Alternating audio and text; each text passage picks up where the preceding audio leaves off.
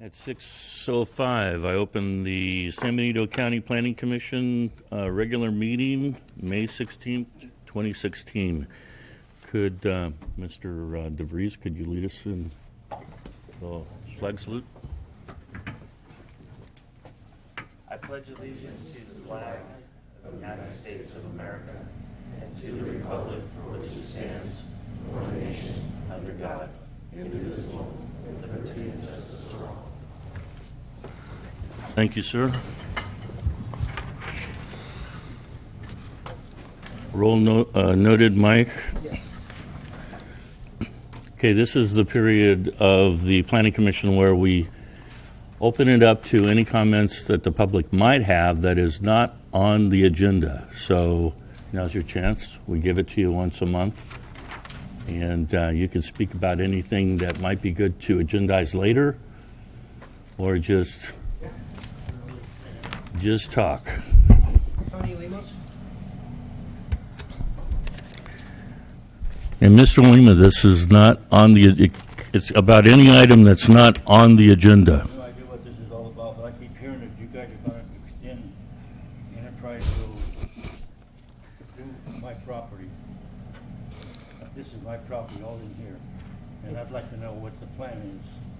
I think that's part of number 3. We'll be working on that later tonight, Mr. Lima. And what is the purpose of screwing up my ranch? Well, we'll be working on that later tonight, and you can voice your opinion later, okay? There will be a discussion of that a little later on. Thank you, sir. So we close the public comment period. Oh, we have a speaker card. Tony Lemos. No? Okay. Mr. Lemus. Yeah, I see. I don't know the name, sorry about that. Okay.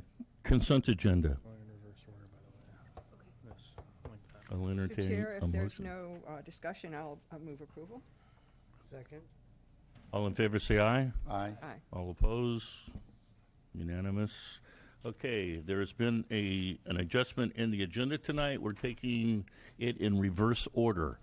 So the first thing we'll be talking about will be the Panoche Valley Solar, and that will be a minor subdivision 1238-16. Okay, thank you, Mr. Chair. This is minor subdivision 1238-16 for the Panoche Valley Solar Project. The project, as a requirement of their EIR, is required to set aside land for conservation purposes. The State Department of Fish and Wildlife is requiring them to convey the conservation lands, that was a condition of approval and a mitigation measure, to the Center for Natural Lands Management. In order to convey the conservation lands, PVS must subdivide the property and has applied for this parcel map to create 4 parcels. Parcel 1 is the project parcel, while parcels 2, 3, and 4 are the conservation lands that will be transferred and deeded to CNLM after the parcel map is recorded. Accordingly, the proposed parcel map is required to satisfy a mitigation measure of the PV2 project.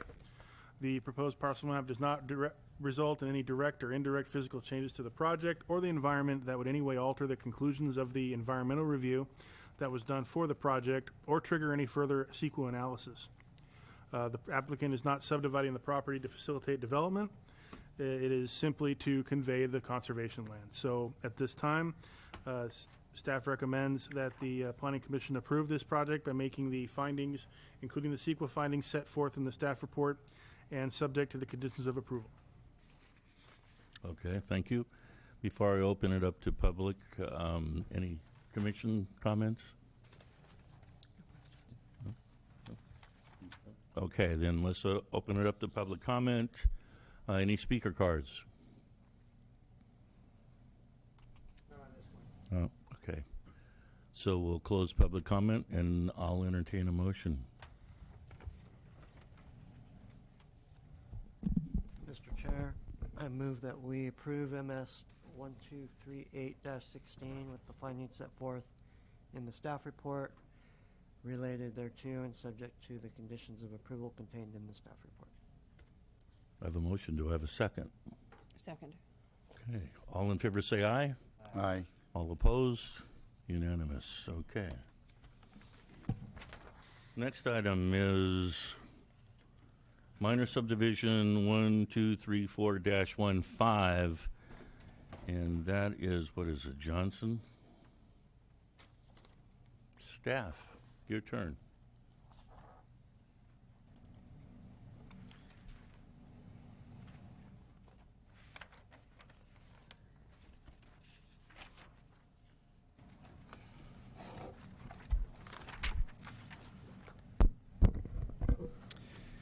Mr. Chair, Commissioners, Michael Krause presenting minor sub 1234-15 Johnson. The project site is located at 216 Enterprise Road on the corner of Southside Road and Enterprise Road. The project is currently zoned single-family residential R1. The general plan designation is residential mixed RM. The project applicant proposes to subdivide an 11.01 acre parcel into two parcels, 8.13 and 2.88 acres, respectively. No improvements are proposed at this time. And as described by the applicant, the subdivision is for the purpose of clarifying ownership. The project is consistent with both county zoning and general plan designation requirements. An initial study was prepared and circulated for the proposed project. The circulation period was from April 12th to May 2nd. No comments were received during this circulation period. The property is located within the boundaries of the proposed Southside Road Community Study Area. However, this project has been excluded from the study area as there is no development proposed at this time. Should the Planning Commission wish to approve the proposed project, the following actions must be taken. The Commission has to, 1, adopt the mitigated negative declaration and make the required findings set forth in the staff report related thereto, and adopt the mitigation monitoring and reporting program, and approve use permit 1234-15 with the findings set forth in the staff report thereto, and subject to the conditions of approval contained in the staff report. And staff is available for any questions. Okay. Commissioners? No. He said use permit, but it's minor subdivision. Oh, did I? I apologize. Okay. Richard? No questions. Okay. Thank you for your time. We'll open it up to public comment. Any speaker cards? No speaker cards.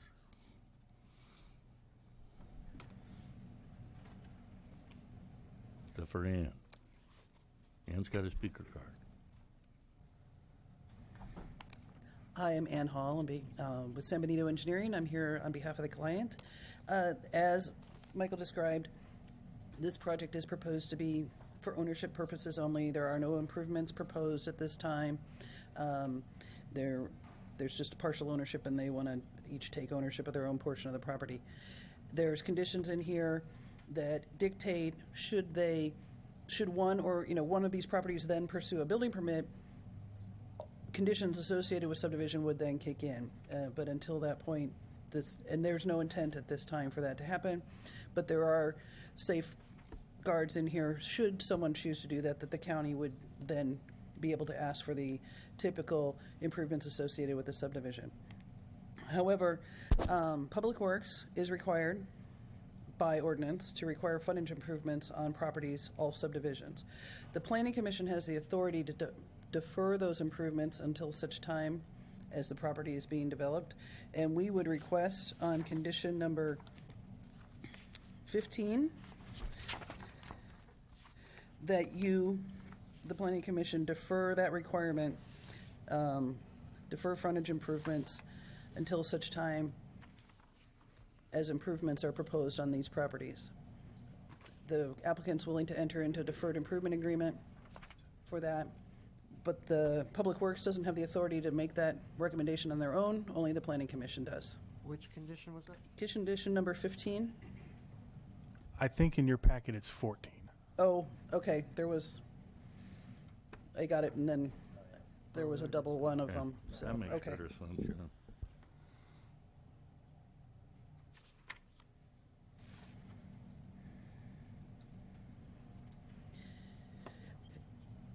So that would be my only request. And then, do you have any questions for me about that? Okay. We might pull you back, though. Ann, Mr. Chair, I've got one. If you just give me a second here.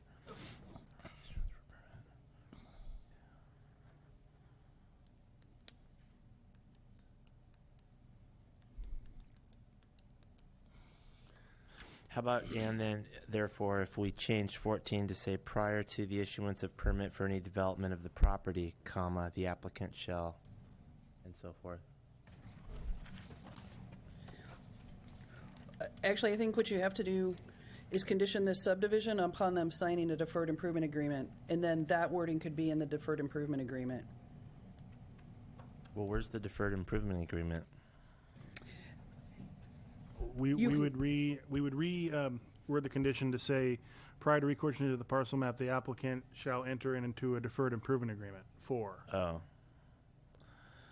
Shall enter into.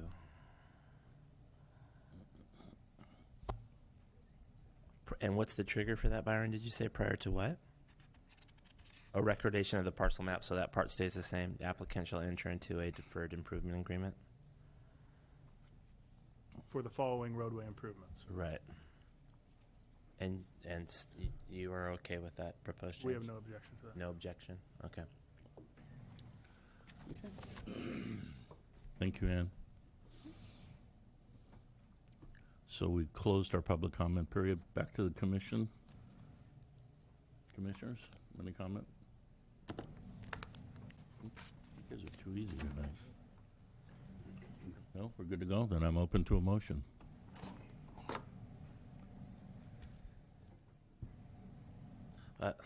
Yeah, looks like it's your show. Those are familiar looks.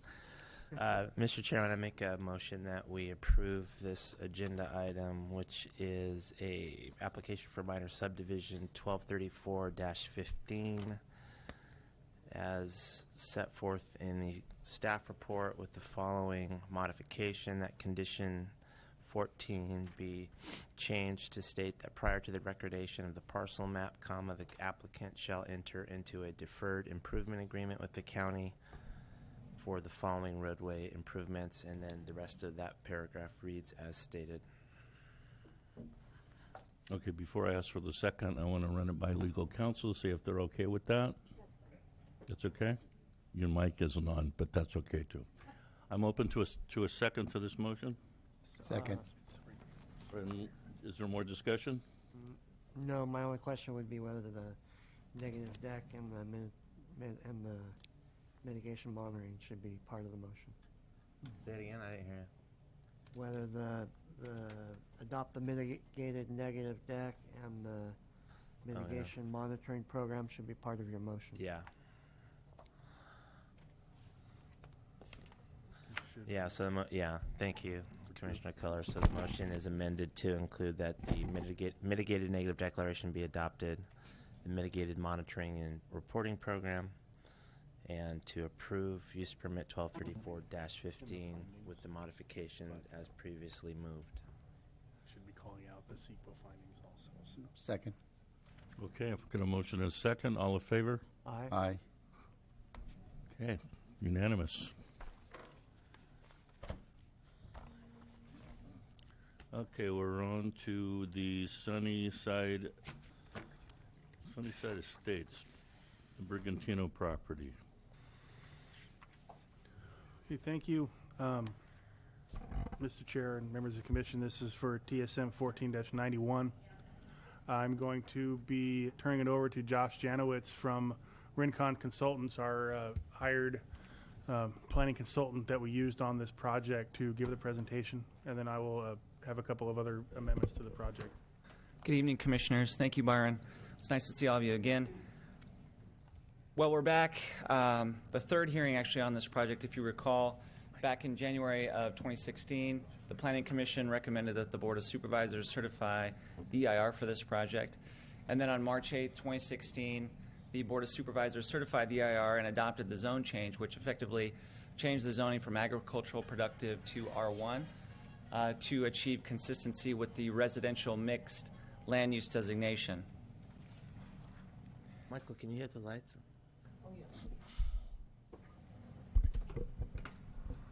This slide here is just to orient everyone. The location of the 44-acre parcel is just south of the incorporated boundary of the city of Hollister. The green line shown in this figure is actually the approximate boundary of the South Side New Community Study Area that was discussed back on March 11th by the Planning Commission. The purpose of tonight's hearing is to review just the tentative subdivision map, and the applicant is now requesting approval of this map, which essentially establishes the details to facilitate future site development with 200 single-family homes, approximately 5.3 acres of parks, and related improvements. Here's a photograph of the subdivision map.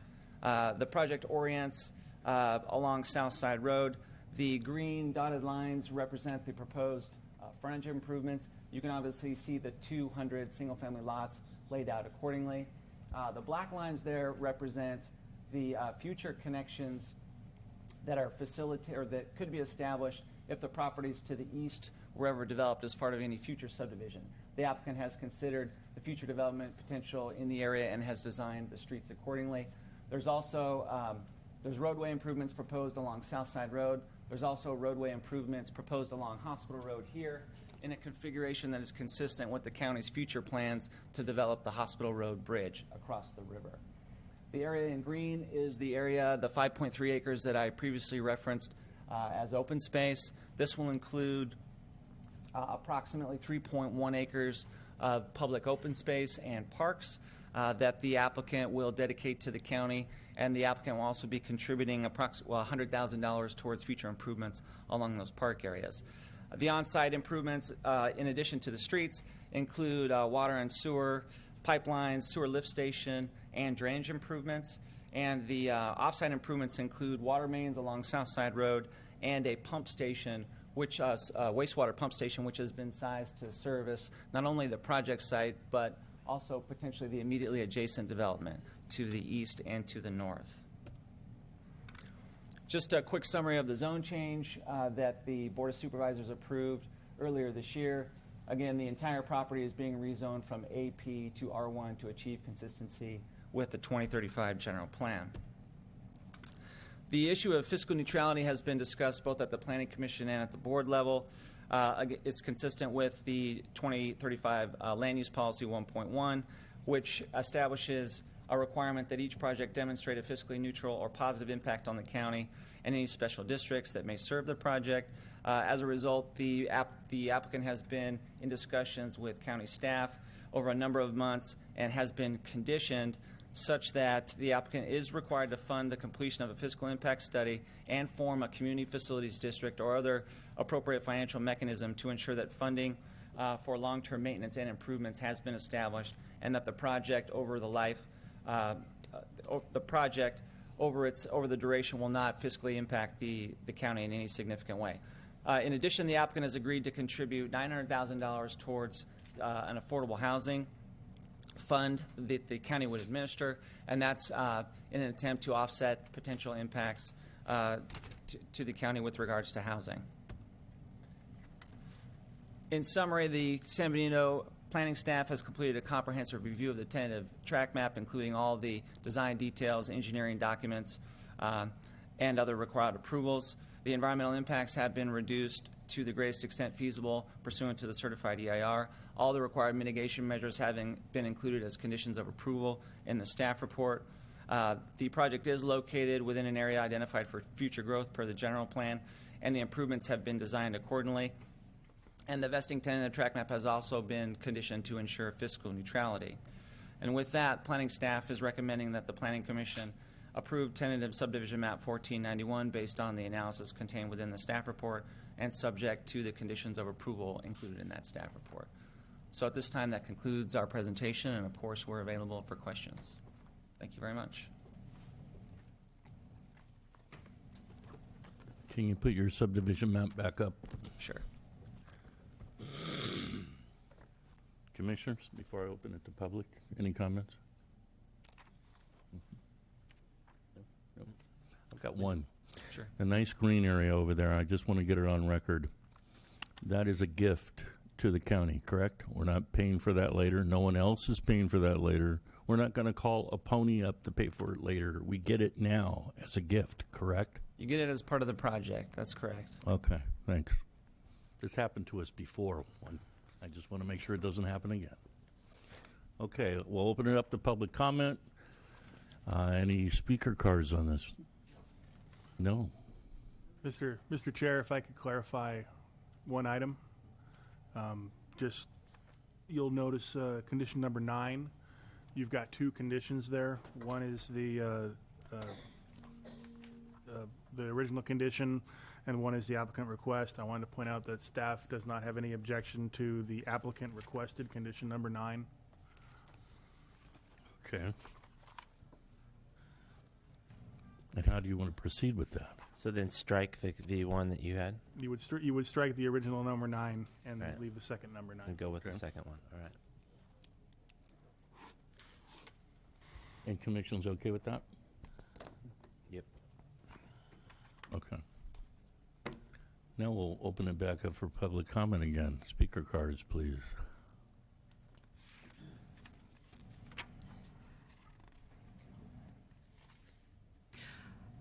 I'm Valerie Eglin from San Juan Bautista and with Reach and San Benito Foundation. So, of course, I'm interested in the park element that is going with this. And what I'm wondering is, the San Benito, how is this oriented to the river, San Benito River? Yes, please. Thank you.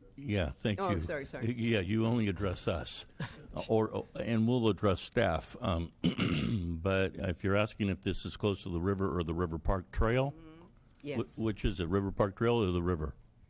Well, the River Park Trail should be going in the river, right, in the San Benito River bed, somewhere back and forth. It hasn't quite been. Yeah, it's not that far along yet. It could be up on the upper banks, but this is a connection between the subdivision through their park and actually an opening over there that they opened up 3 other lots to make sure that, excuse me, that it's my understanding anyway, that opens up the subdivision so they can access this park, number 1, but also this is serve as a trailhead to get onto the River Park Trail from that area. So it's working in conjunction with the River Park Trail. Okay, that's... Okay, well, let me just make sure that's right. Is that your understanding, Byron? That is correct, and for anyone that's interested, the draft environmental impact report for the River Parkway is now available for public review. Okay. Woo-hoo. Good. Okay, yeah, that was my concern. Thanks. and That's the I most felt that excitement was- we've seen in this chambers for a long time. Yeah, thank you. Mm. 44.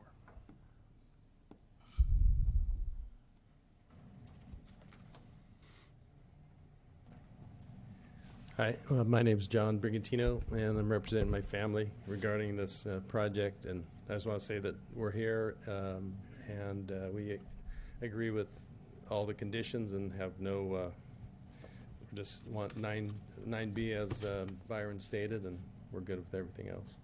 So if you have any questions, we are here. Thank you. Thank you. No one else? Okay. I'll close public comment, take it to the commission level. Any questions? Any discussion? No? No? It's all good? Okay, I'm open to a motion. Excluding number 9, of course. First number 9.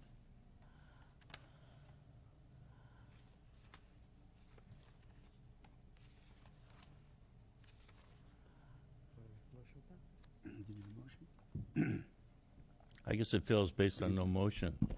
Okay, I make a motion, we approve TSM 1491 with all the conditions set forth, and excluding number 9A and including 9B. Is that correct, Byron? And all the findings? Including 9B and striking 9A. And striking 9A.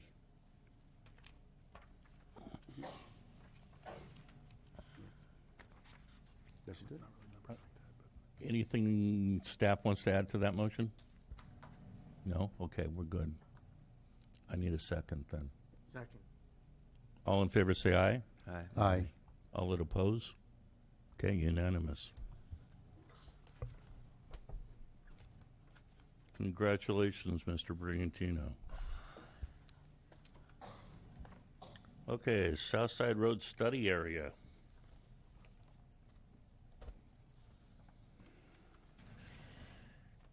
Probably as a precursor to this, we should, and it dovetails into this, we should talk about the ad hoc meeting that Commissioner DeVries and I were at with the developers. And essentially the county set forth, with county staff as well, but county set forth basically an understanding of framework and expectation and said, okay, now you guys go work it out. And so we're at a point now where hopefully they've got it worked out or they're ready to propose something to work it out. And what I'm wondering with staff is we should be talking to them first before we go into this item, because that really, the two are sort of dovetailed. Yeah, I mean, you still have the ability to recommend approval of the general plan amendment this evening. You have the ability to modify it to a certain extent based on what we talked about last meeting, but I do believe we should discuss it with the members of the public that you met with and I believe had multiple meetings last week. So. Okay. And so let's take it to public comment and ask if those developers have a spokesperson.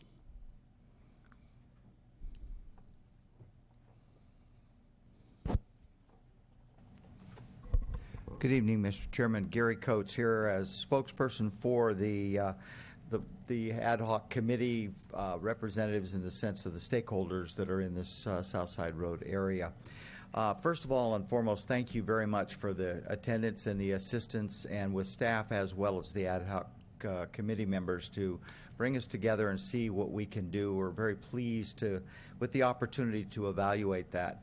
We've also had additional meetings besides the meeting that we all had that one day to try to work out all of the issues, the processes, how we would proceed forward in accomplishing what has been desired. One of the things we found in going through is that there are some substantial differences in the various different properties within the project area that is defined as the Southside Road area. Some projects which we ourselves identified as northern projects, the north half side of this, have various stages of entitlement steps that have already been completed and are going through the process.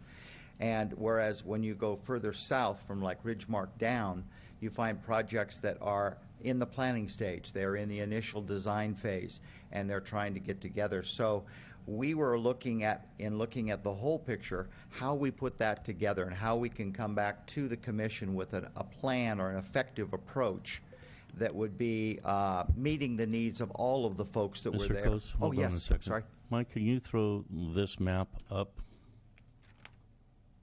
This study area map up, please. You know, it might be, I think, in fact, I would go back to within that presentation, just an earlier slide. Ah, okay. And Mr. Coates, I'd like you to identify some of the stuff that you're talking about, but remember, I need you on record on mic. Okay, very good. Thank you, sir.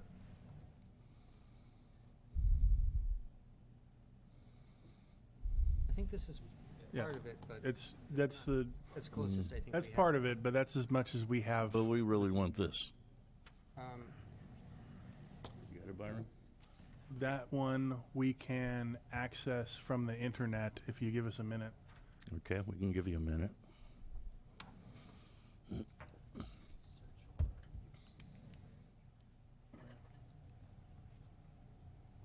Would it be on the agenda in the website? According to Josh, it's right there on the new community study area. If you search for new community study area, Wait, what did I just do? Sorry, I didn't mean to miss it. just go to the county website. Okay.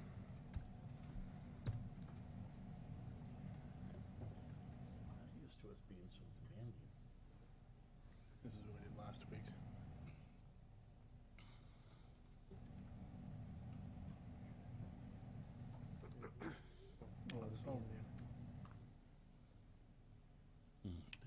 There you go.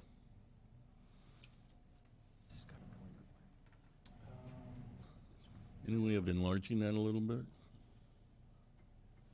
Bottom right corner.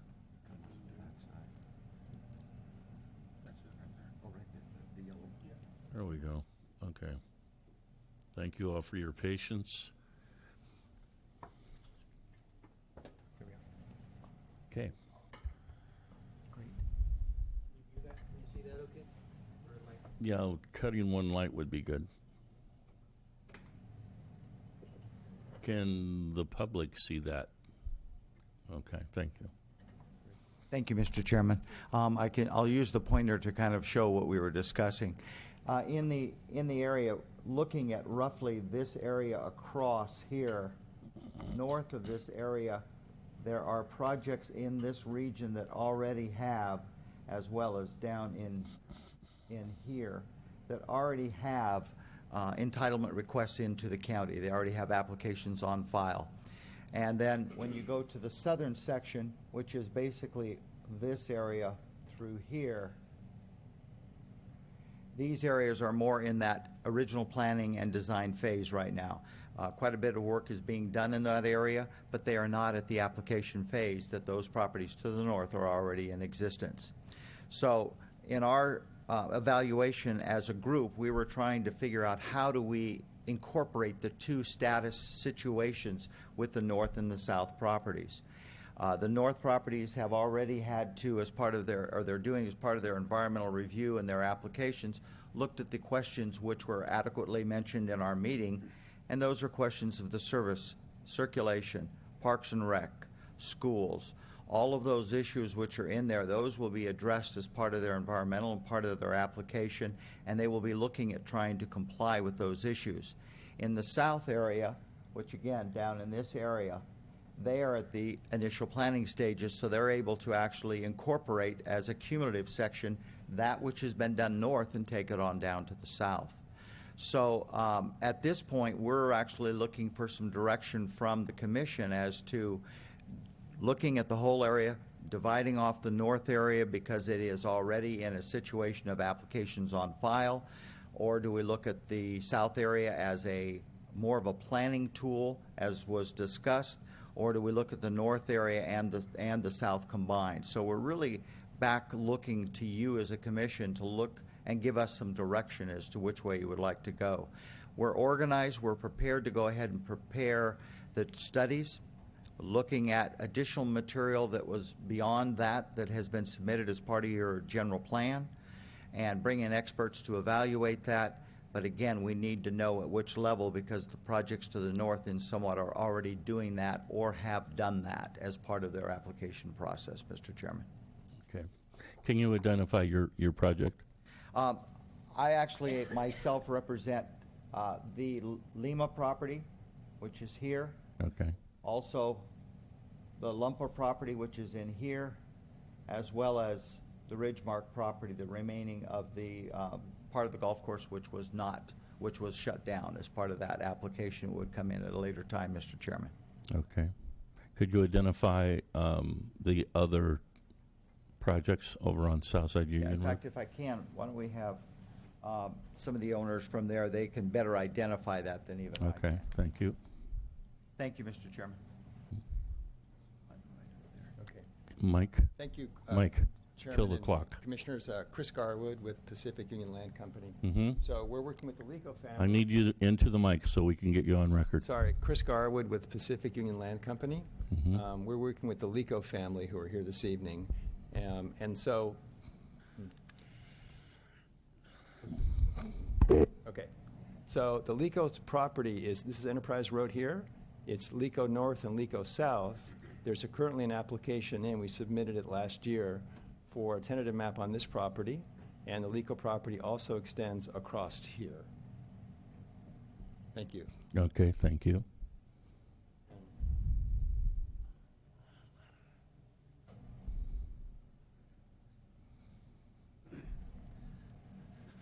Good evening. I'm Todd Deutscher, representing the Fay property, 3061 Southside Road, 84 lot vesting tentative map. Right. Sorry.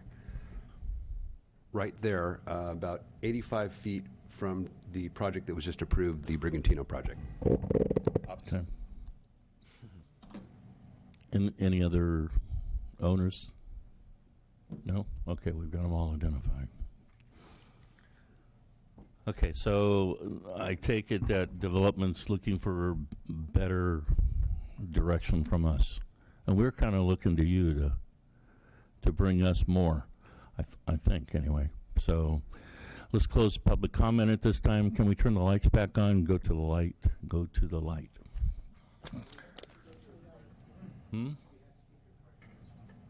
Okay, then we'll go to the speaker cards. I'll reopen public comment and speaker cards. First speaker.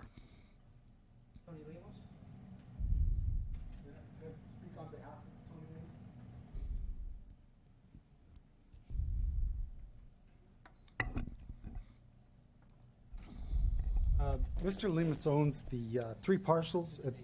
My name is John Miguel, speaking on behalf of Tony Lemus. He owns 3 parcels of land at the northwest corner of the study area.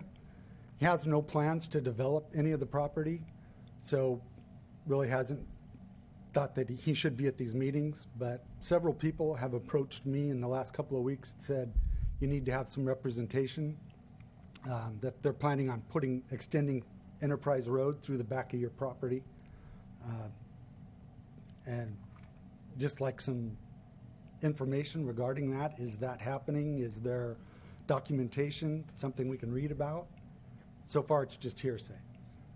Yeah, and that would be, staff would answer that. So right now, there is no map I can point to that shows Enterprise Road going through.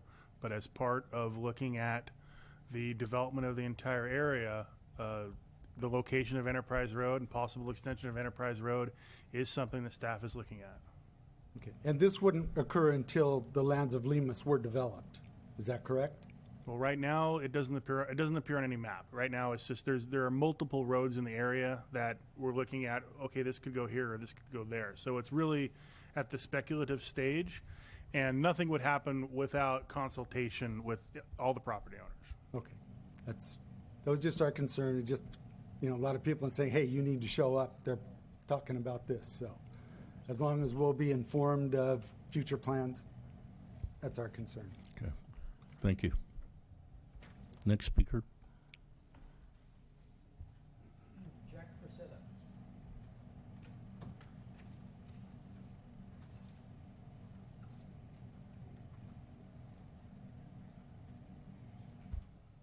Good evening.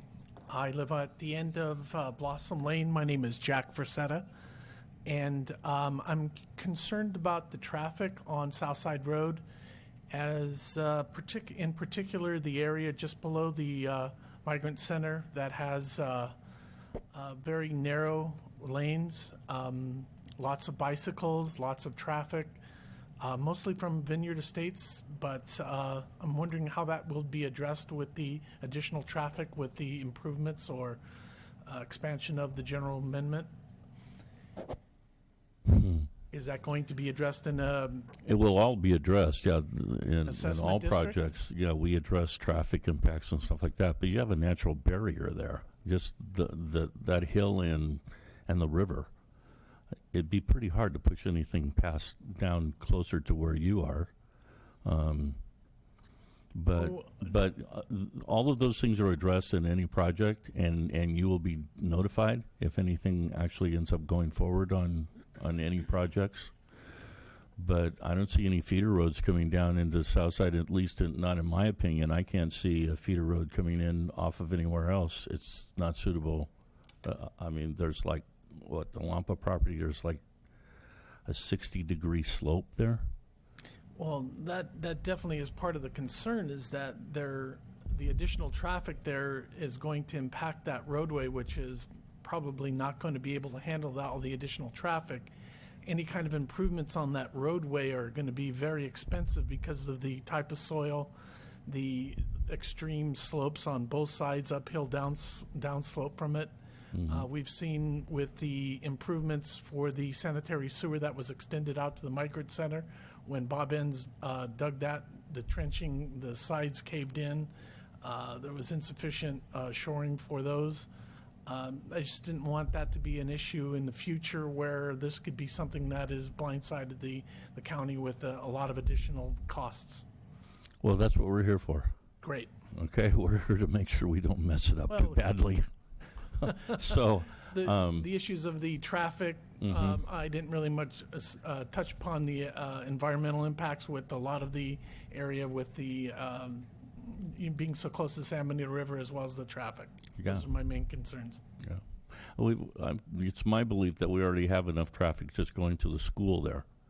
And, actually in the discussion at the ad hoc, we were talking about shutting that school down and moving it to a better location that was safer. Now that I'm on record, I probably am going to get a lot of really bad phone calls about that because we only talked to some of the school officials about it and not the parents. Well, that wouldn't address the needs of the schools for the people in the area, too. Well, yeah, it's a whole different thing. But, we look at traffic, we look at water, we look at sewer. All of that has to be addressed. And if anything goes on, we'll send you a notice. Perfect. Okay? Thank you very much. Next speaker. Yeah. Hmm.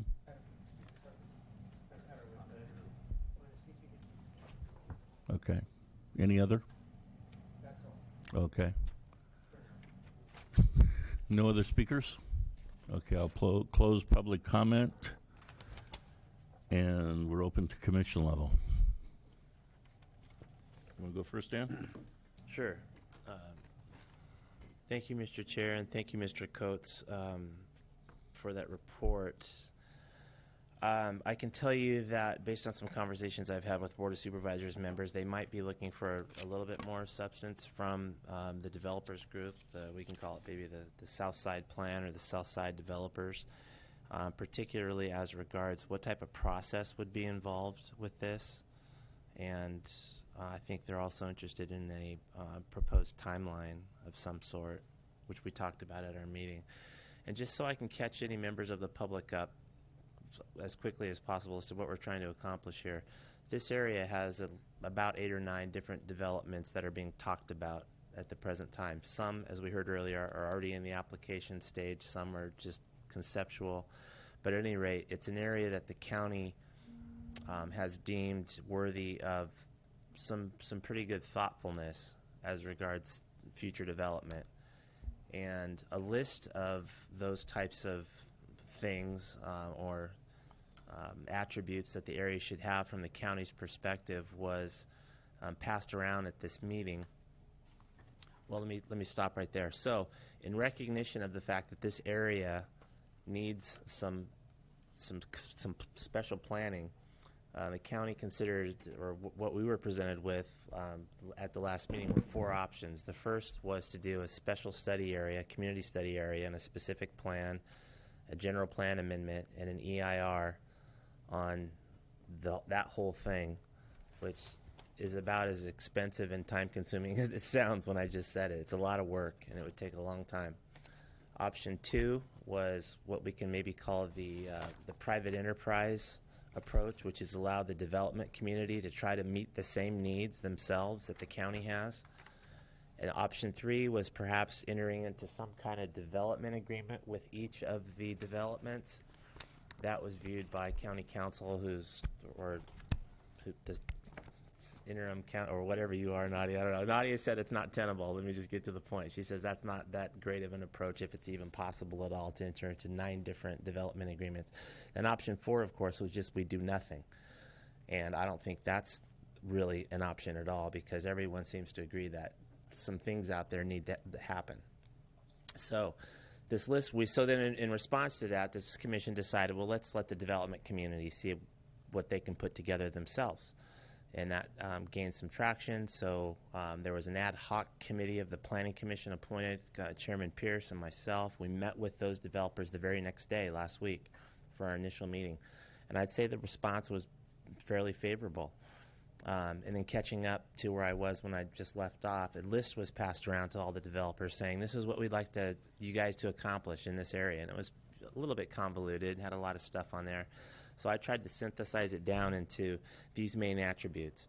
A site for a K through 8 school, that the developers' plans address traffic, complete streets, roads, recognizing, of course, that a lot of those folks are going to be commuters, are going to be heading to 101. How do they get there?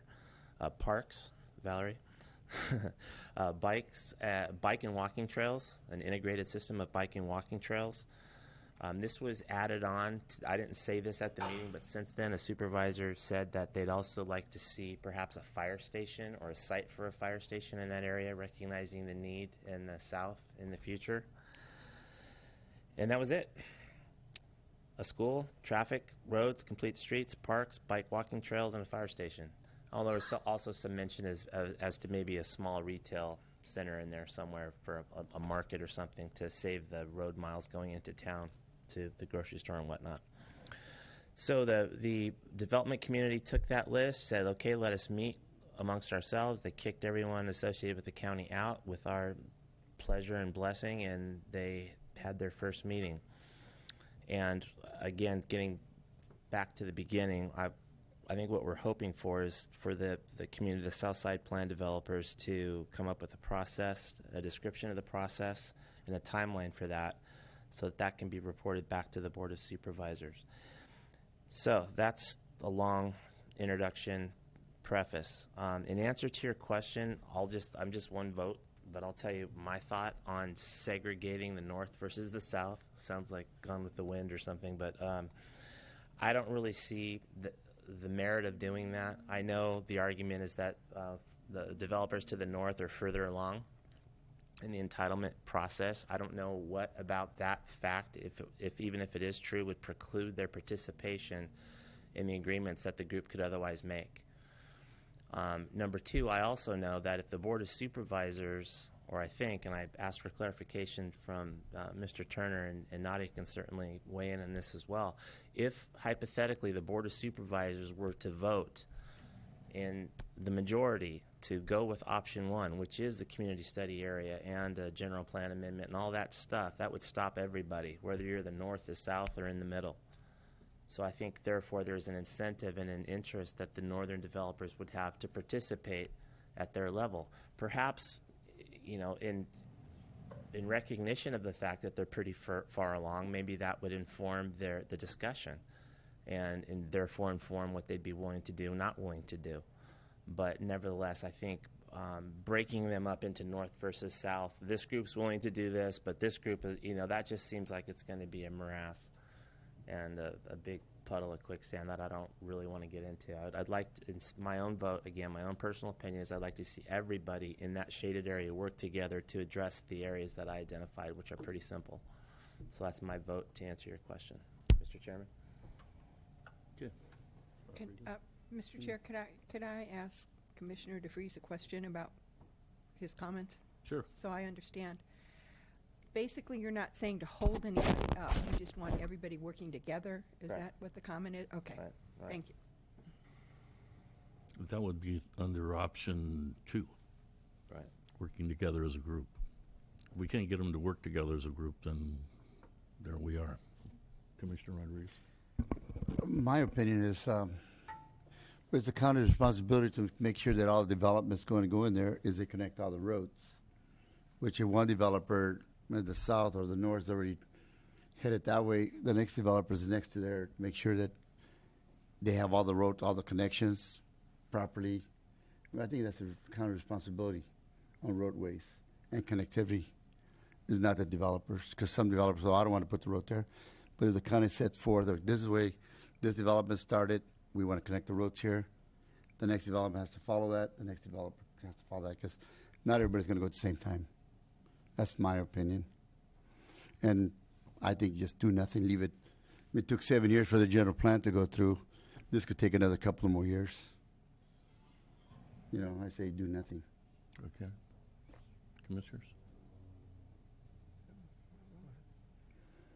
I really believe that we've worked so long and so hard on a general plan that to overlay a specific plan in this area is a burden we don't need to do. I certainly don't want any to stop any forward movement on a project at whatever stage you're at right now. I'm encouraged that the group feels that they can work together, and I'd really like to see that fleshed out. I think maybe sometimes it's better government stays out of some of these things. And in my opinion, we've always got the big gun because we have to approve the project. So I feel encouraged, and I feel that these developments should all continue to move forward, and working together is the best solution.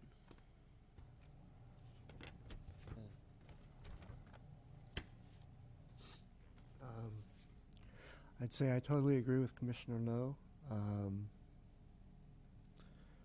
I do think that if we do move towards a special study area, that we should look at the area and decide what parts of it should be included and what parts should be excluded.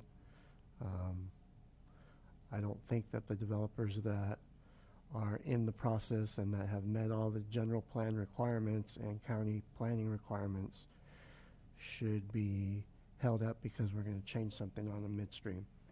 So other than road connectivity and arteries and whatnot, making sure all that works, I don't think that those projects should be held up,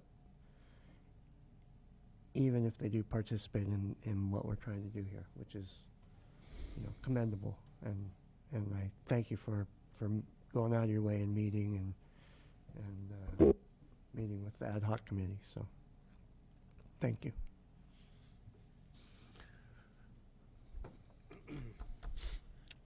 The other thing too is, in my opinion, the do nothing is not really do nothing.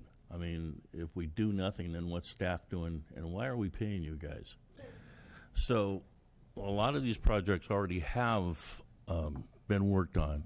There's a lot of things that have been addressed. Interconnectability and some of the other stuff on the broader brush has not. And so I would have to say, putting down plan lines and things like that, that's really something we really probably should have done at general plan stage. When I see a map this size with the conditions and problems that it has, what I see is a moratorium. And I don't see why nobody else sees that, but that's what I see. We have a forced moratorium going on with this map because it's so huge in that particular area. I feel that we can, on project by project, we can actually end up having, good, well-planned areas.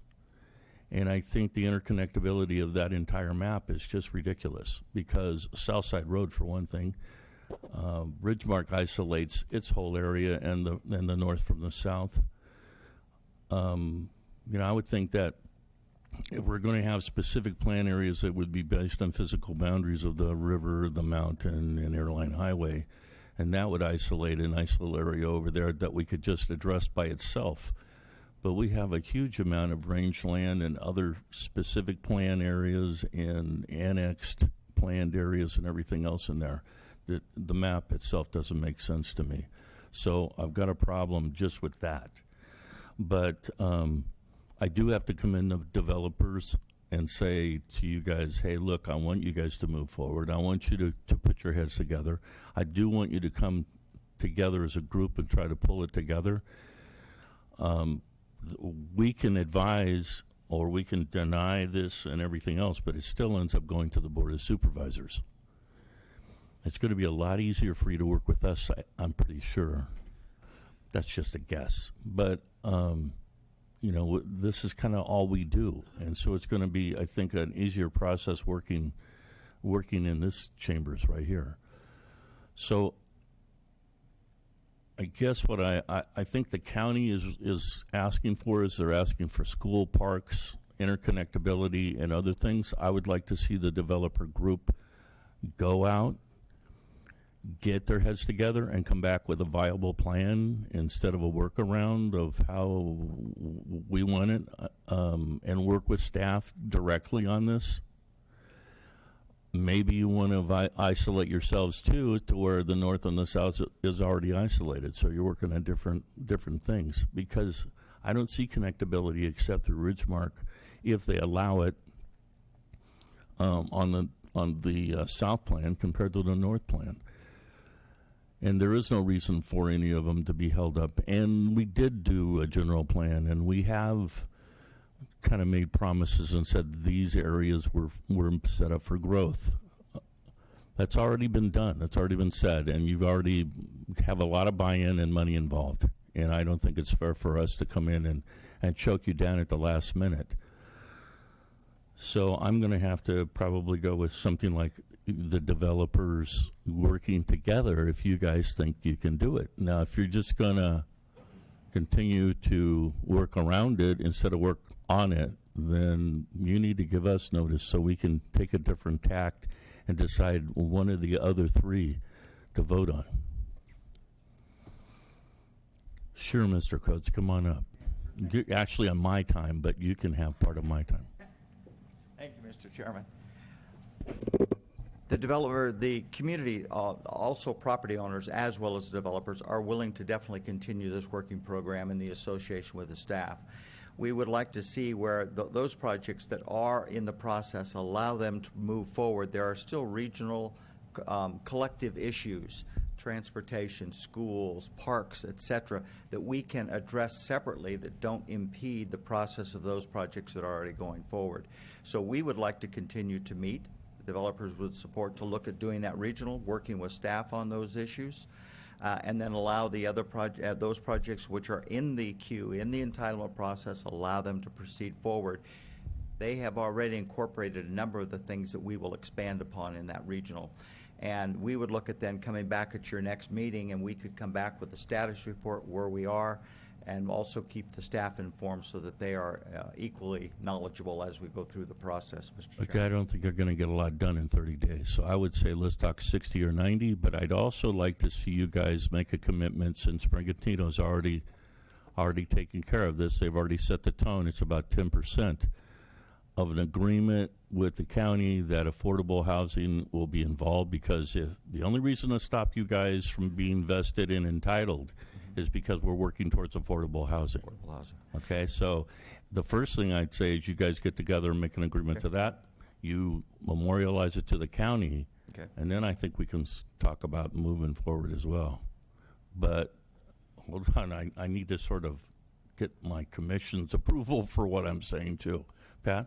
Mr. Chair, I agree with what you're saying. I have no problem with it. But do we need to maybe take a little extra step forward and say that, yes, we want these projects to continue to move forward, so staff actually knows what we're saying tonight? Do we need to make some kind of formal motion? Yeah, I think we do. As well as the reason not to push them forward is because you'd lose, if they vest, you lose the affordable housing unit. Right, but we have to make that. But we can lock that in as part of it and tell them to go ahead and move forward after, of course, checking with staff to make sure that's right. Okay, but any other comments? I feel that we just keep throwing loopholes and stopping the process. We're going to go 60 days. There's going to be some people who are going to wait. Let's see what happens 60 days. So that's going to delay a lot of this guys from going forward. Well, we're going to allow them to move forward in the 60-day period. But they don't know where they're going to be headed. Well, I mean, I think it's, like I said, I feel the county's responsibility to make all the connectivities, make sure all the projects lined up. Mm-hmm. There shouldn't be one developer. I mean, they all should be working together, connecting all their projects. That's what we're looking for. Okay. Sounds good. That's my opinion.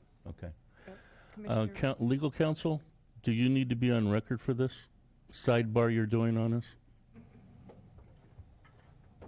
Okay. You want to go ahead and share. So the question was asked, and we were responding to whether or not a motion needed to be made in terms of giving staff direction.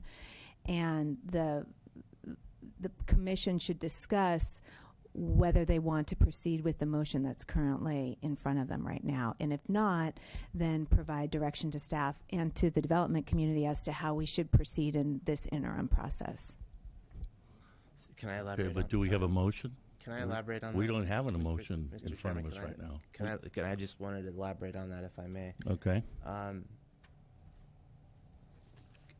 Commissioner Lowe's comments and Commissioner Culler's sentiment, and I think it's been expressed by all four of you, that you quote unquote don't want to slow these projects down. And then Commissioner Lowe said, "I'd like to if I heard you correctly, Pat, you said something. I'd like to make that clear that we don't want any of these developments to be slowed down." Okay. But what I was pointing out to County Council was the fact that technically, from a procedural standpoint, we have an agenda last meeting's agenda item on the table. Mm-hmm. It's kind of in abeyance, which is recommend to the Board of Supervisors that option 1 be pursued. So if what you're saying then is option 2? Pardon me? Option 2 be pursued? Right. For the developers to work out. Well, together. that's kind of what we did. We said, let's just continue making a decision on whether option 1 should be followed or not, or making that resolution or a recommendation to the board on option 1. Let's hold that off for a minute to allow them an opportunity to pursue option 2, right?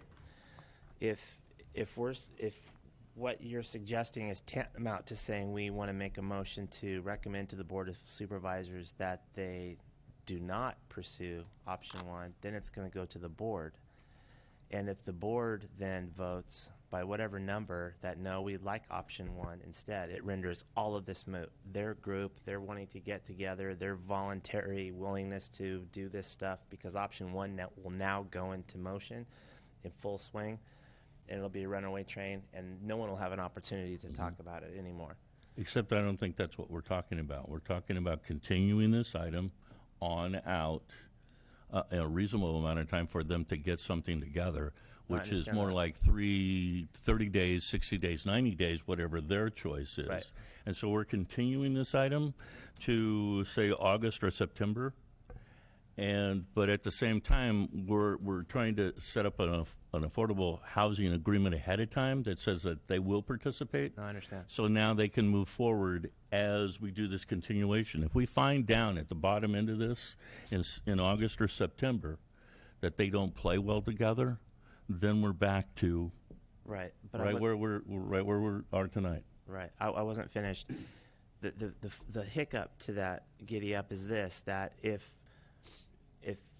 staff were to follow through on the don't hold anyone back, process the people that are already, and if they get far enough down the line in their approval process in July or August, obviously they're going to become less willing to participate in any type of group agreements for a park or connectivity or any of that stuff, because they're going to say, hey, we're on the eve of getting approved. We're going to get approved at the August meeting. But they don't know that they're going to get my opinion is they don't know they have that approval. They know that the Planning Commission is looking for certain items to happen, and I really believe that they'll work in good faith, because the specific plan is still staring everybody in the face. Okay, so hypothetically, Happy Acres development that is already in process right now would otherwise come up for a vote for approval by this Planning Commission, let's say in August, because they're that far along, but yet the group isn't quite finished with developing this plan. If this commission learns that Happy Acres has not participated in the group agreements to create a unified area, but is instead taken the position we don't have to because we're going to get approved even without agreeing to do anything, what you're saying is that would weigh into your decision on whether to approve the entire project or not? It would weigh into my decision as to the overall view of the whole area.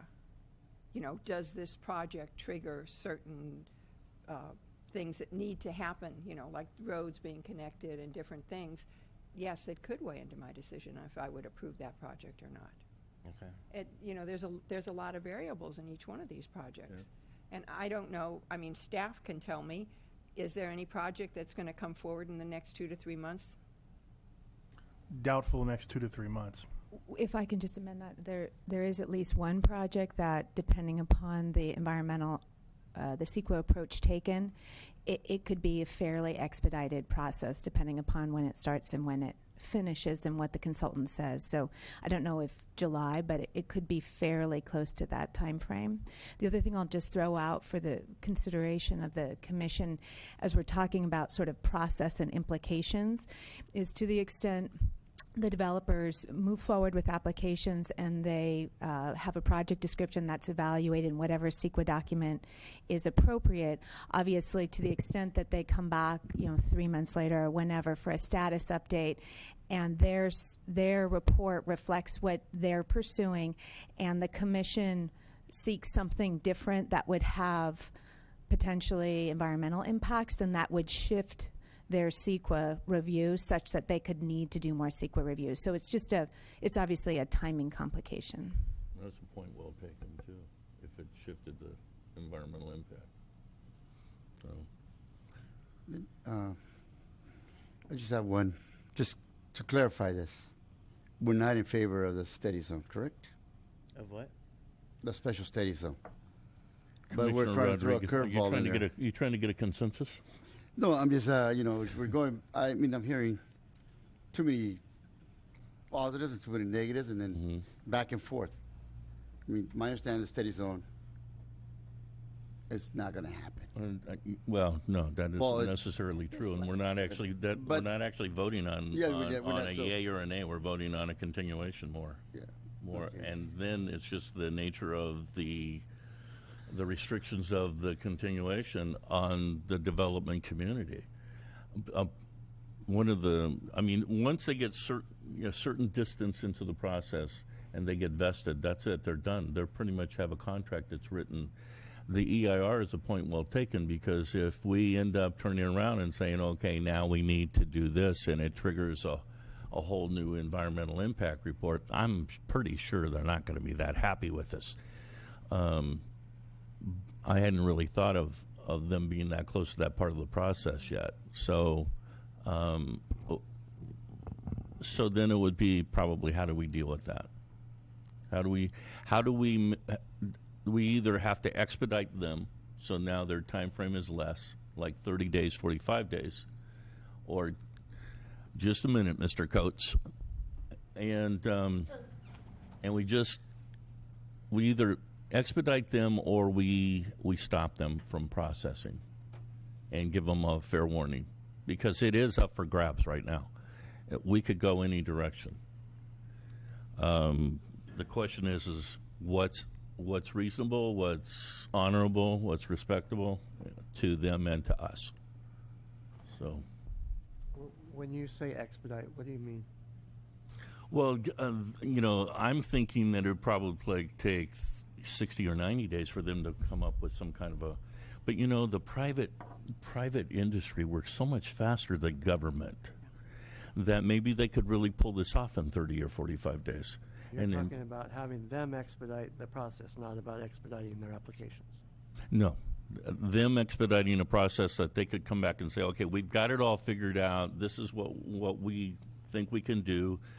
This is where we can put the school. This is the we're going to give you the park. We're going to give you all of these other issues and help with ideas on mitigation of all those things that we want to see throughout the areas.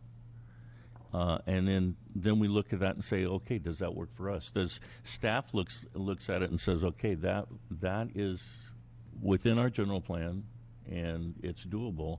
And at that point, then essentially we end up with this general plan amendment, I think, taking a dive and us implementing this as a secondary. At least that's a recommendation. I'd really like to hear, I think, from Mr. Coates. They do it for a living. Yeah. And, private industry is amazingly fast when they want to be. Mr. Coates, do you have some words? Todd, come on up and sit in my front row. You can talk. Thank you, Mr. Chairman. What I was just going to say is, and I think Commissioner Lowe has just mentioned it, there are certain areas, as was mentioned by the ad hoc committee, of what we needed to look at. And there were 5 areas, plus now the 6th with the fire station site. So there were 6 areas that we looked at. We can come back on a regional basis and look at those issues, parks, school, traffic, infrastructure needs, because a lot of it's been done. Fire station, school site. We can look at those and come back with what we look at as an area-wide ability to accomplish those things within that time period, within that 60 to 90 days. That can be done. Excellent. And the other projects, as I say, if you wish them to move on, they can move on. And we're still going to, frankly, beat those projects back to you with the report. So I think it'll all look, when you're all done, what we're doing is almost that collective analysis, that gross collective analysis that goes as part of the environmental document of the whole overall area will be already done. So I think it could work in all cases. You're basically doing your own specific plan. Actually, not a real, but yes. We're doing our own master plan, if you will, for an area to ensure that all those issues that were set out in your general plan, your servicing requirements, your goals, they're all complied with, but they're all going to be complied with individually. They won't be complied with on a whole one action thing. You're going to have to implement them by project, and that's what you're doing. So it would work in that sense. Thank you, Mr. Chairman. Thank you. Yeah. State your name, Todd. Todd Deutscher. As Nadia mentioned, there could be a project coming as soon as 8 weeks away, depending upon the speed and acceptability of the CEQA approach that's currently being implemented. And as a person who is very familiar with that particular project, being me, I think it's safe to say that regardless of everyone's different interpretation of vesting, because by operation of law, I would say I'm already vested, but as a good community development partner, I would say if 8 weeks came along and whatever our group as a whole hadn't completed the study, we are not going to try and escape obligations or moral obligations to provide for affordable housing, just as Mr. Brigantino's project just did. So I guess what I'm trying to say is there is well, if the process as a whole, the lowercase s, lowercase p specific plan, as it was once referred to, is being processed, I'm just saying that there are developers coming along in the pipeline that can still check the boxes to make sure that the areas of consideration that Commissioner DeVries and you, as well as Brent, suggested that we approach, and one of them being affordable housing. So I guess I'm trying to say is in good faith right now, no, I don't think anyone's going to try and skirt around that. In fact, as the applicants spoke that are actually have formal applications, we are comfortable with the conditions that were just applied to Mr. Brigantino's property as an example. If that is as an interim measurement of what's needed to meet the needs of the county, separate and distinct from all the planning activities and identification of parks and things like that. So I just wanted to say that there's not this isn't an opportunity to dodge those obligations for us. I guess I'm on record saying. And if we were going to kick something in that would trigger a new EIR in your area, you're fine with doing that, huh? I'm not actually, because my CEQA approach is that the project is consistent with the general plan. So I guess what I'm trying to say is that if I guess you could say I'm going at risk for the next 8 weeks. Mm-hmm. By the same token, if the concern about that and letting someone continue to process and get up for approval, those applicants, those first 3 applicants who represent the next 8 months of approval pipeline, I would guess, they're not going to try and skip away from any type of obligation in terms of affordable housing or parks or connectivity, circulation, all of those things. So I'm trying to say that as a good faith offering. Okay. Thanks. Thank you. Any other stakeholders? You're just waiting for me to say that. Chris Garwood, Pacific Union, Mr. Chairman and members. I would just echo the same point. You've just approved this evening a subdivision, and that sort of sets a standard for what we understand you're looking for. And we're not trying to escape that. We understand that sort of the bar has been raised now with respect to affordable housing and other conditions. We certainly understand that. I've also talked to the Lico family about this concept we discussed at our session privately about possibly putting a school and a park in the Lico North area. They're still open to that conversation. So even though we would be processing and wouldn't be held up in processing, we're still interested in communicating and participating in sort of a global solution for these various issues you're talking about. So we'd be happy to participate in that process and also be given the ability to continue our application process at the same time. Okay. And that's kind of what I'm looking for is when we left the meeting, it was very encouraging. Yes. Yes, I think we're still in the same place. I think we're still in the same place, sir. Okay. Mr. Culler? So, excuse me, if I understood you earlier, the Lico South property has an application in and the Lico North property does not as of yet? That's Is that correct. Okay. That's correct. Lico South is 50 acres and 151 lots. Lico North is 50 acres and an application has not been submitted. And the conversation was on Lico North, perhaps there's an area for a park. There's also perhaps an area for a school. And you're at tentative. Tentative map application is just filed for the southern portion last year. Right. And to be more specific, we made the application, but it appears as if things are going very slowly. Thank you. Thank you. Thank you for your comments. Okay, because I've been unfair, I'm going to open up the public comment. Just a sec, Byron. Open up the public comment just to make sure no one else has anything to say. If you do, come on up. We're an equal opportunity forum. State your name for the record. Mr. Chairman, members of the Planning Commission, Peter Hellman representing Roberts Ranch. The one thing that I haven't heard mentioned tonight was there was a lot of talk at the last meeting regarding bright red lines and projects that were within the sphere of influence of the city of Hollister and projects that fall within the West of Fairview specific plan, namely ours. So I'm just hoping to reinvigorate that discussion as well. Thank you.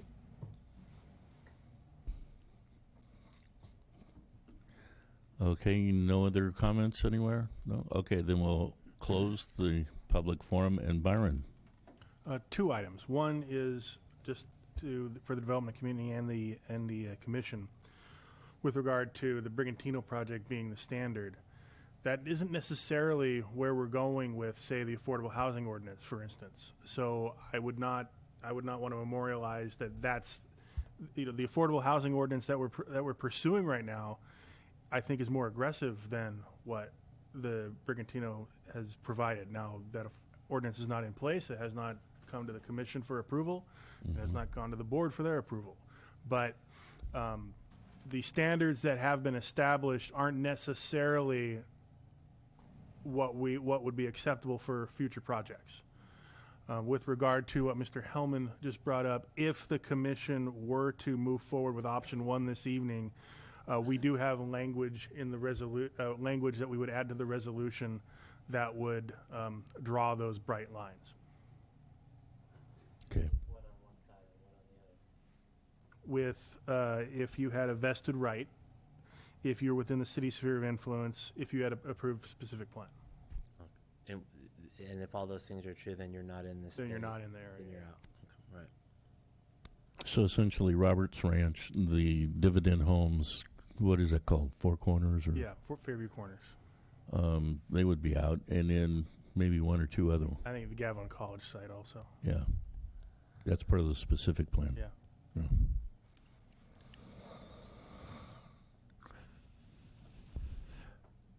Okay. Mr. Chairman? We haven't actually voted on the percentage for affordable housing either. No, you haven't. So it might be consistent. That might be consistent. Yeah. Okay. Any other commission comments? I do have one. Go ahead. You had mentioned that they probably couldn't get anything done before 60 or 90 days, but I think a 30-day status update would be educational for all of us anyway, even if they didn't have a lot done, just so we knew that it was moving forward and so that we know the direction that we're headed with it. Okay. Or just ask that they bring it back in 30 days. Well, that's what I'm saying. Maybe, if we do decide to continue this, what's in front of us, then maybe we continue it for 30 days and Okay. see where we're at. Okay. That's good.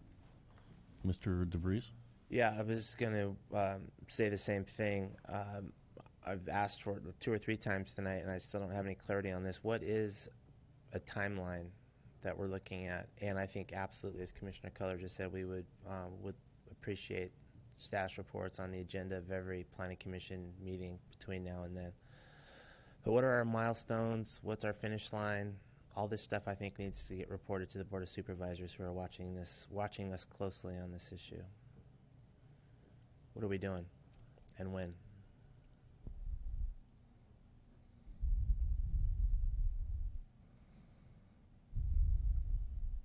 Maybe a recess would be appropriate.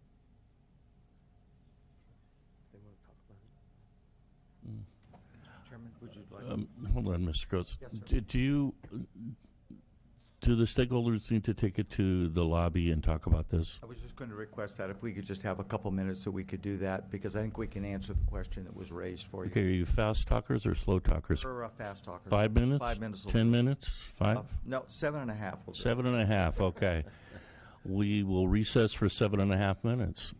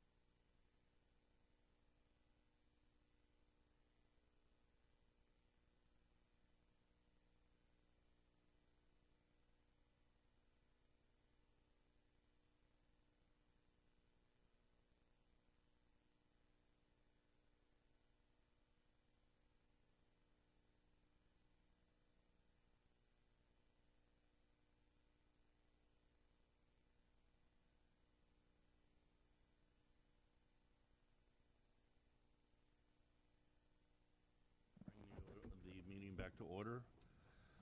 Mr. Coates is speaking for the developer. Thank you, Mr. Chairman. Thank you for the recess for us to go back and talk. And very succinctly put, if you will, our first step is to basically look at a matrix of what are the existing goals, objectives that are set for each one of the categories that the ad hoc committee had mentioned for us. Look at that matrix, look and assess each project as to how they are complying so that you have a very good indication exactly where every one of those projects are. That's a regional base evaluation on a project-by-project basis. And in so doing, at that time, once we have that matrix, we can give you a very specific timeline. I don't want to tell you today it's going to be 62 days and we'll have that report, and then we miss it by 10 days. You're going to look at us and go, well, you guys said you could do it. But we will come on a monthly basis. We'll meet with staff in the interim, but we will come on a monthly basis and give you a project update and timeline. The full timeline will be at the next meeting once we perform that matrix situation. That would be our proposal to you so that we can give you a very accurate, and our goal is to get it done as quickly as we can. We're not looking to delay this in any form of the process. In the interim of that, what was asked of me by the group also is then, will the projects that are there be allowed to proceed at least through their normal entitlement steps? We're still all together. We're still all going to be addressing all the issues. There was a question as to whether they would be allowed then to at least process through their entitlement steps. So I hope that answers the question that the commission posed. Mm-hmm. Any other questions? Yeah. Through the chair. So, Mr. Coates, what I hear you saying is that at the next meeting, you're going to lay out a proposed finish date, finish line, and perhaps also some milestones to reach along the way. And then between now and that finish line, a representative of the Southside Development Group, presumably yourself, will provide monthly reports to the Planning Commission that can then be relayed to the Board of Supervisors. Yes, sir. Okay, that sounds good. Sounds great. Okay, one hiccup. So I can't make it to the next meeting, and I think this is something that the full commission needs to sit at, but I can make it on the 22nd, the following Wednesday. So is that okay with the commission? I won't be around the 22nd. Okay, then let's look for another day, because I think this is really something everyone needs to be sitting in on.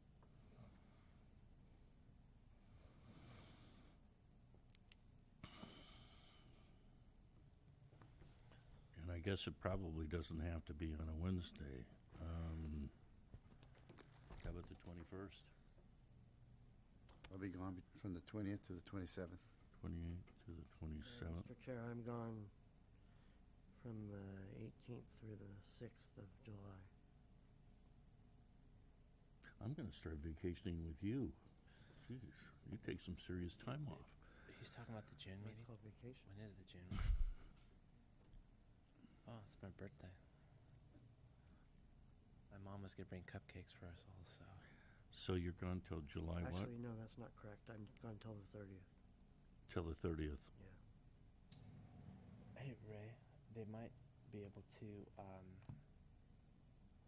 say the same thing in an ad hoc committee meeting that you and I could go to when you're here. When are you leaving on the I'd rather have this open discussion. Just the status I report? want to keep this all as transparent and open as possible. I thought, but all it's going to be is to receive the status report, right? I can hear you. The purpose of their presentation at the June meeting will be for us to receive their status report. And timeline. And timeline, but I want staff involved in the process and the rest of the commissioners being up to speed on it, because there could be something that some commissioner might have that they want to add in other than just the two of us. So that's why I think it's important to the whole commission being involved in the process and legal.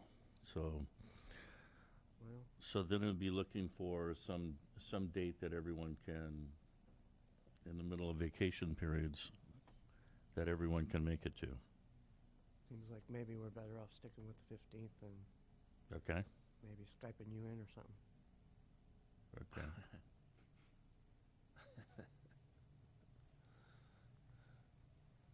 Skype. Okay. It's We'll get you in your flowered shirt. well, yeah, yeah. So I'll be gone that from Sunday to Sunday on that week. But unless the commission feels it's important enough to hear this, immediately, it'd be good. Maybe what we can do is just have them meet with staff, make sure staff is checking on them and they're online and on speed, and then we meet back in 60 days instead of 30. Well, I'd still like to hear from them at the June 15th meeting. Okay. Everyone? Okay. So I won't be here. And we'll just continue this. We're continuing General Plan Amendment 1650 on to the next regular meeting at 6 p.m. On the agenda will be a developer stakeholder report. Okay. And please, guys, get it together, do it fast. The options are going to be much more limiting. Okay? Mr. Chair, was that a motion? I think that we already continued this. Do we need a motion to continue? Yeah. Okay. Mr. Chair, can I ask a question of staff before we do that? Please. Just to feel comfortable, where will staff be with these projects? Does staff feel comfortable with the conversation we had tonight to allow projects to move forward? I think if the direction is for the applications that are currently moving forward to continue to be processed accordingly, I think we can go ahead and do that.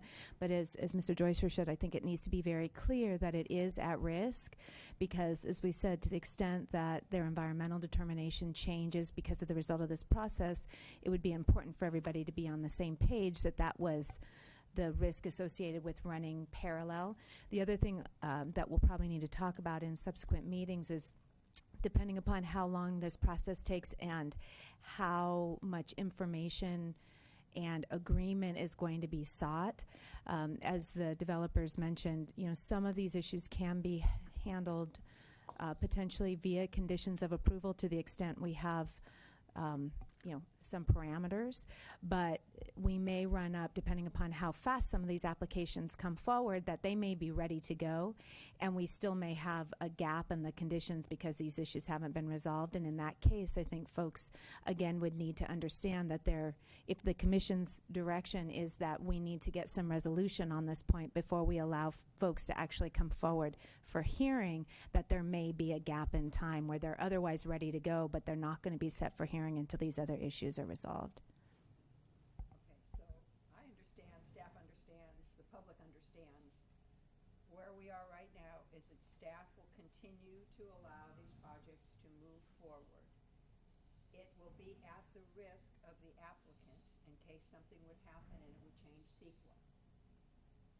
And then if we get 90 days down the road and there's still some of these issues flushed out there, an application at that time might be held up until we get a final decision.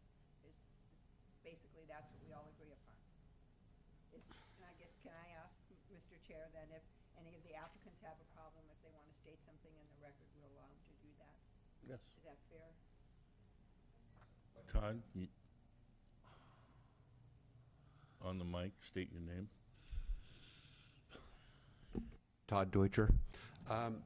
My question is, for example, were a project to be basically sufficiently complete and ready for presentation to the Planning Commission in August, hypothetically.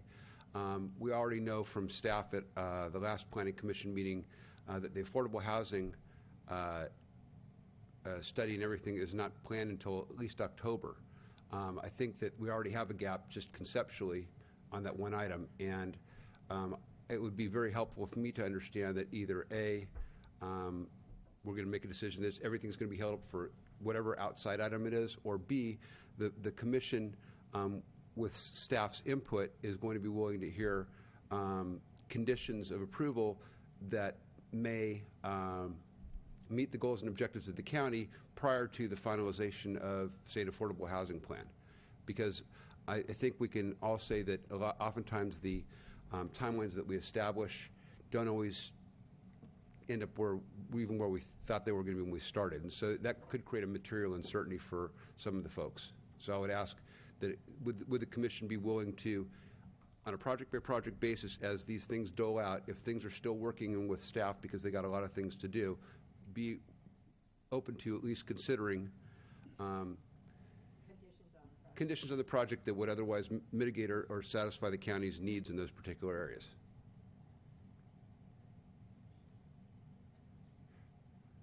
I think that is the case. It would depend on the conditions. So for the example of affordable housing, I think that could be something that we could basically draft around, could come forward and say, the applicant acknowledges that there's an inclusionary housing ordinance currently being considered, and we agree to pay whatever that ordinance is in effect at the time we pull a building permit, something like that. So we could draft around without thwarting your timing process. To the extent it was a much vaguer notion of how something like a fire station is going to happen, or how connectivity is going to happen, or a contribution that can't be somehow, at least the parameters or the performance standards included in the condition, that's where we get into a problem. Okay, thanks. You good, Todd? That answers your question. Everyone else too? Okay. Okay. Do you need a motion then to continue this, Mr. Chair? Well, yeah. Any other clarification? No? Okay, then yeah, I need a motion to continue this to the next meeting. I'll move that we continue this item to our June 15th meeting. Okay, and that item being the General Plan Amendment 16-50. I have a motion. I have a second. Second. Okay, all in favor say aye. Aye. Okay, unanimous. Okay, that was fun, huh? Item 5. Oh. Actually, let's take item 6 first, the Novus. Let's talk about Novus.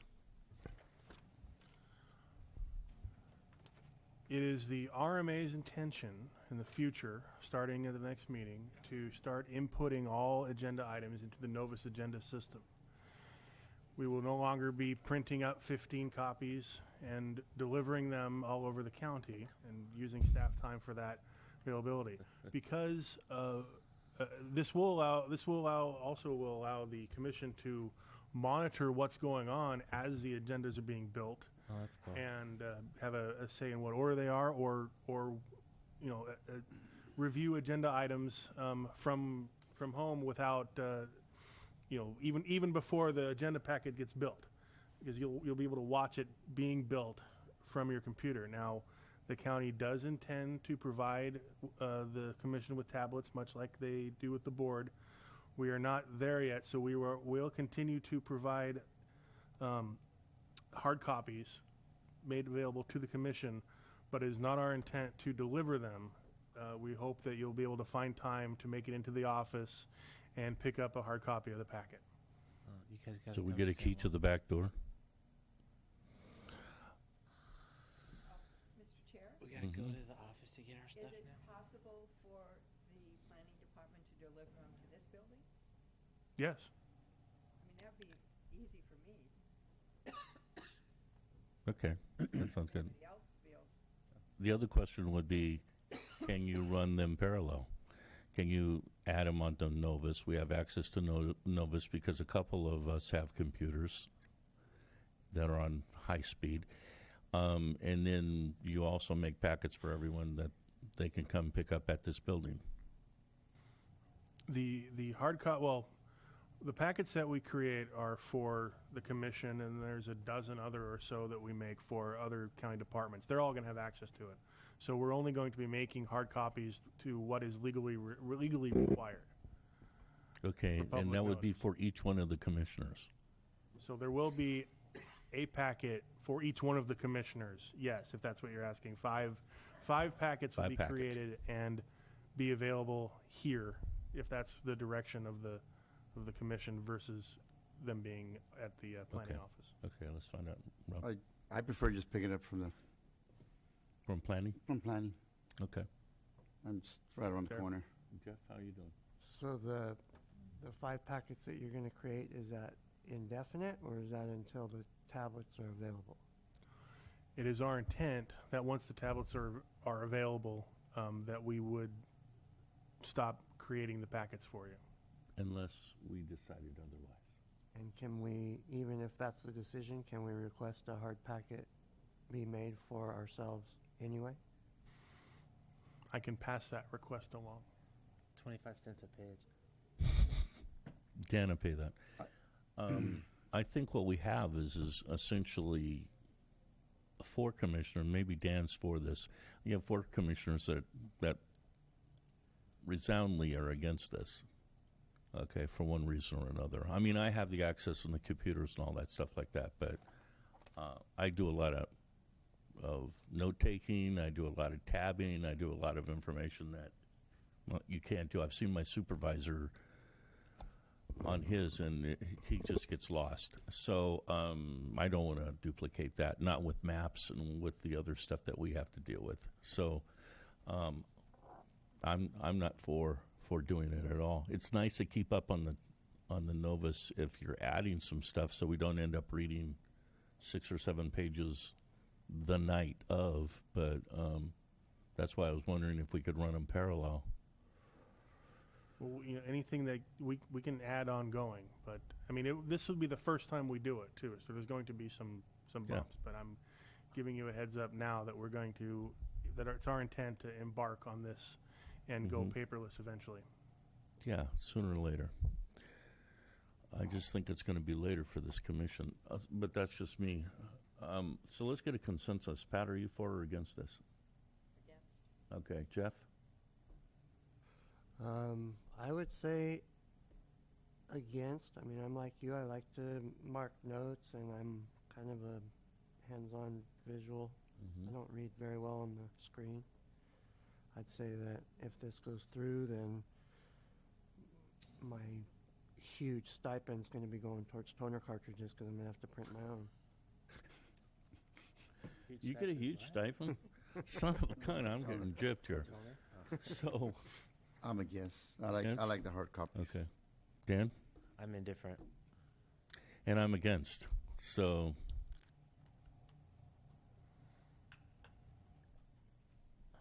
just so we're clear. I understand. I have to agree with the rest of the commissioners. I like to make notes on the paper, and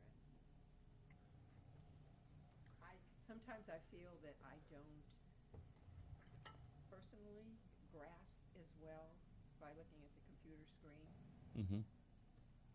I get that totally. The other thing too is because of the packet's size, I can come back, I can leave my paperwork out and come back, and just the order of the paperwork, once I start over again an hour later, a day later, or whatever, it's a lot easier to pick it up where I left off.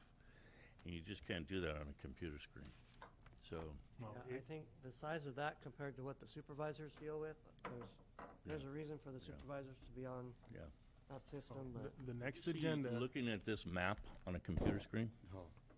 The next agenda, they will be on the computer, and then we'll also be making the hard copies for you, and then we can make arrangements on how to. Okay. And I'll come out and pick mine So up. for at June, planning. we got to get our packets. Starting now, we got to go get our own packages. Can I pick mine up at Nob Hill? I'm just saying. Where? Nob Hill. I gotta go Nob there Hill. anyway. No, but starting next month, we got to get our own. That's the intent, yes. I still like the delivery. Can you have mine delivered to Vertigo and then I'll just When, cough? Johnny's? When will you let us know, when they're available for pickup? Absolutely. Will it be a week before the meeting, or the Monday before, or believe so. Friday before? It will be quicker than you've been getting them, yes, because we need to work that into the system. Okay. So no more knocking on your door at Friday at 5. Okay. Byron, I would say, like Pat, I would prefer to pick mine up here rather than out at the Technology Parkway. Okay. Okay, so we have that covered. Now, CEQA updates. I wanted to put that on the agenda just to get you thinking about it. I don't have any kind of presentation for you this evening, but we are updating our CEQA guidelines. At this point, we're just going to continue this to the next agenda unless, Chandel, if there's anything that you wanted to add in your work that you've been doing. What do you mean updating CEQA guidelines? I don't understand what that means. Good evening. Is this your turn? It This is your turn. Oh, sorry, excuse me. State your name, please. Chandel Clark, Associate Planner for the County of San Benito. Thank you. And when I first came on board, one of my first tasks was to engage in the update of the CEQA guidelines. They are now in the hands of Mr. Barnes as a very, very rough draft. And as soon as he gets back into town, we'll meet up again and see if we can't get it to Byron next and then before the commission. So what do you And mean? let me clarify. I think we used a poor. I used a poor word when I put it on the agenda. We're not updating the CEQA guidelines. We're updating the rules to implement the local Correct. rules to implement. It's the implementation procedures. Oh, yeah. The County of San Benito's implementation procedures for the CEQA guidelines. Darn, I was When hoping you was the could last time they change. were updated? Were they kind The last time they were updated was 2010. oh, so not that old, so but probably in need of a little. Before that, it was, I think, 99? 90 might have been 90. Yeah, well, 90s definitely. Sometime in the 90s. Maybe we can just abolish them. Yeah. Did I say that out But loud? you guys gonna update also how the process works so people understand? You bring the application. I'm you not got sure that's 30 possible, days. but we I can mean, update our there- local procedures so people understand. Yeah, because it's like you got 30 days to respond, positive or negative, according to state law. We don't want anybody to really take it to that. You don't respond, that means they're Understood. accepted as is. So, Commissioner, you're referring to the Permit Streamlining Act? So we Industry, yes, can- Streamlining Act, yes. We don't want nobody to challenge us No, we do not. because that already happened in the county. Okay, do we have any director's reports, legal counsel reports, other department head reports? Oh, you're missing your big chance, dude. Mike, how about you? Any? No? No? Okay, then I will entertain a motion to adjourn. In a second? Second. All in favor? Aye. All righty then. I'd like to report that the Warriors are up by 20. 10 points?